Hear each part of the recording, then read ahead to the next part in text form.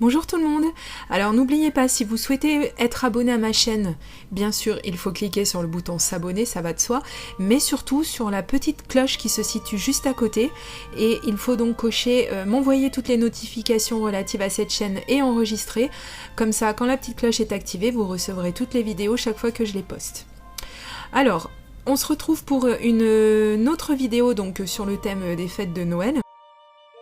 J'étais pas partie forcément pour filmer la réalisation de cette couronne de Noël, mais je me suis dit, comme je suis en train de le faire, il fait jour, etc., pourquoi pas en faire une vidéo après tout. Alors ça, c'est une couronne artificielle, bien sûr, hein, tout articulée, que j'ai trouvé super sympa. Vous allez me dire, la feignasse, elle habite à la campagne, elle aurait pu la faire elle-même. C'est très vrai, mais j'ai pas bien eu le temps ces derniers temps d'aller me balader et de ramasser ce genre de choses. Encore moins les pommes de pin que vous voyez à l'écran, donc la couronne et les pommes de pin que j'ai achetées chez Action pour vraiment des sommes, mais vraiment toutes petites. Je crois que c'est 89 centimes, tout à moins d'1 € en fait, hein, et je trouve ça vraiment très joli. Elles sont déjà toutes décorées, donc bon. C'est dommage, j'aurais pu faire de la récup avec la nature, mais là, comme je vous dis, j'ai vraiment pas eu le temps. Et les pommes de pin, j'en trouve pas vers chez moi, c'est bizarre. J'ai pas dû regarder comme il fallait, mais j'ai pas réussi à mettre la main dessus, donc voilà.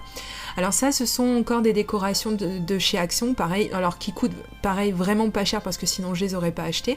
Donc les petits cœurs en bois, tout fin, que j'adore, et dont on peut se servir en dehors des fêtes de Noël, d'ailleurs. Et donc ça, ce sont des suspensions, je pense qu'il faut mettre, par exemple, à votre sapin. Donc moi cette année j'ai pas fait de sapin parce que mon sapin est chez ma mère et que j'ai pas eu le temps d'aller chez ma mère avant Noël, et puis au final voilà, je voulais quelque chose de très soft. Alors je me suis dit, je vais m'en tenir à la couronne de Noël, ça ira très bien, donc je vais la pendouiller à ma porte d'entrée. Et c'est à peu près la seule décoration que je vais faire pour les fêtes de fin d'année. De toute façon, je suis jamais vraiment trop Noël, etc. Pour moi, plus vite ça passe et mieux ça vaut. Mais là, vraiment, j'avais quand même envie de faire une petite couronne, voilà, juste un petit peu pour marquer le coup quand même, parce que c'est triste de rien faire du tout. Alors après, bien sûr, je vais pas aller jusqu'à mettre des éclairages sur ma maison, c'est pas du tout mon trip. Mais bon, je voulais quand même faire un petit truc.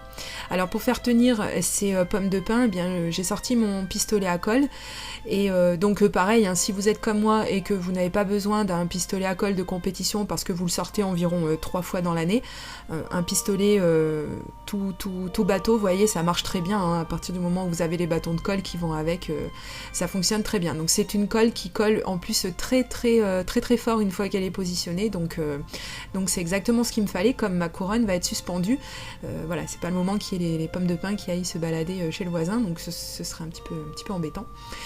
Et donc je vais continuer un petit peu à embellir tout ça avec donc du ruban rouge. Alors celui-ci vient de chez Lidl, j'en ai retrouvé cette année, ce motif m'avait bien plu, même si je suis pas vraiment ruban, je m'en sers très occasionnellement. Et là je vais vous montrer, donc je laisse tout le processus pas accéléré ni rien du tout de vidéo pour vous montrer comment je fais mes nœuds pour avoir en fait tout le motif qui apparaisse et qu'il y ait à aucun moment le côté arrière, enfin l'arrière du ruban, je vais y arriver, où il n'y a pas ce motif flocon. Et donc j'espère que vous allez arriver à comprendre un petit peu. Alors c'est certainement très connu comme façon de faire les nœuds. Moi c'est quelque chose que j'ai appris il n'y a pas si longtemps que ça au final, et ça a l'air un petit peu fastidieux comme ça, mais en vous entraînant, je vous assure qu'il n'y a vraiment rien de compliqué. Comme le nœud en fait n'est pas vraiment noué, si on va par là, il est un petit peu coulant, et bien ça nous permet de pouvoir retourner le ruban pour pouvoir montrer sa plus jolie face. Alors le problème bien sûr ne se pose pas si c'est un ruban qui n'a pas de motif ou si c'est un ruban qui a des motifs des deux côtés, mais là comme c'est pas le cas, moi je voulais vraiment garder le motif flocon de tous les côtés en fait du ruban. Et donc c'est pour ça que je mets un petit peu plus de temps que si je faisais un nœud traditionnel, mais au final le résultat est beaucoup plus joli.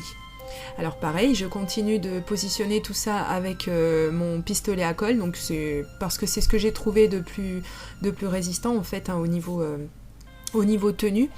Et puis j'espère que ça passera aussi les intempéries, parce que comme il fait très froid chez moi, il y a de grandes chances que la colle reste bien comme il faut à sa place, enfin que les éléments restent bien à leur place. Et comme j'aime bien le recyclage, et bien donc c'est des coupes, vous m'avez vu les utiliser pour les décorations DIY pour les tables de Noël, etc. Donc c'est des découpes flocons dans du papier pailleté, donc je voulais m'en servir et les mettre également sur ma couronne. Donc là elle est quasiment terminée, il ne me restera plus qu'à venir mettre la petite suspension, donc qui va donner tout le cachet au final à cette petite couronne.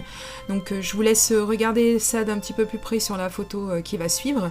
J'espère que ça vous a plu et je vous dis à très très bientôt pour une prochaine vidéo. Gros bisous, bye bye.